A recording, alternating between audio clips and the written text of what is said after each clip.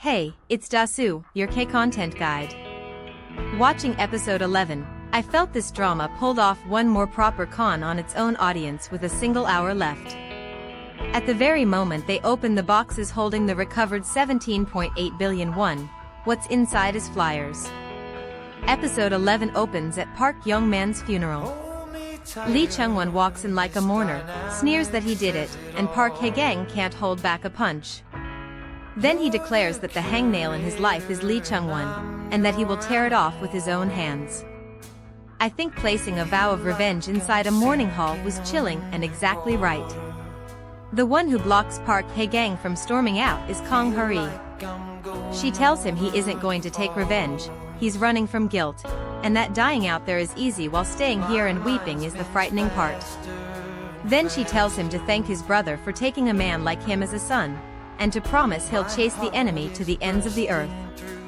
I felt Ha Yoon-kyung took the entire emotional center of this drama in that one scene. Meanwhile Lee Chung-won buries the shoddy construction backlash with money.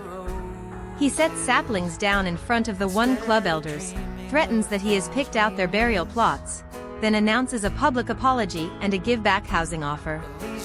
The subscription ratio for his apartments shoots to 957 to 1 and the stock hits its ceiling. I think this stretch is the most painful passage in the whole drama.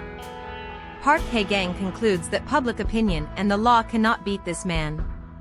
So he decides to take away what Lee Chung-won values above his own life, and starts flooding the district office with complaints about Taegawon, where the reserve fund is likely stacked. Illegal waste, illegal butchering, screams heard at night. The reports pile up until the office finally sends inspectors. I think the way this team always fights through everyday civic channels is this show's greatest charm. While the inspection is underway, Park Hae-gang slips into Taegawon disguised as a civil servant. The One Club members are gathered inside, and he tells them he has photographed the name tags staked beside every tree. A finance chief said to have fled abroad, a lawmaker who vanished 3 years ago, and even the apartment's former resident council head were named on those trees. I think this reversal, a garden that was a graveyard, is the heaviest payoff the drama had been setting up.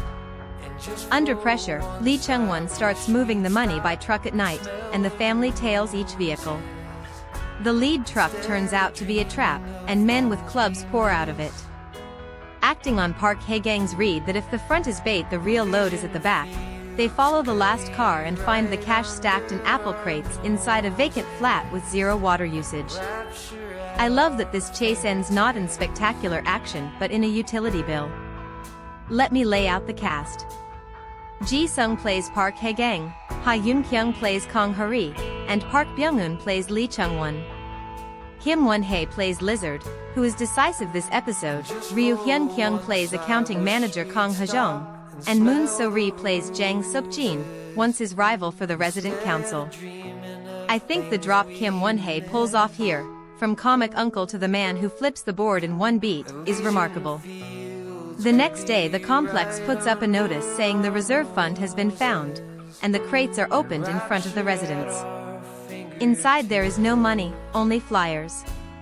I felt this final minute, being taken by the one person he trusted as family, is the most painful the drama ever gets. I'll take good care of the money. Episode 11 of The Apartment Job drew 5.4% nationwide. If I had to name a weakness, Lee Chung-won flips public opinion so smoothly that the villain starts to look all-powerful, but I read that frustration as a spring deliberately compressed for the finale's payoff. Above all I admired the nerve of overturning the entire board in the final minute.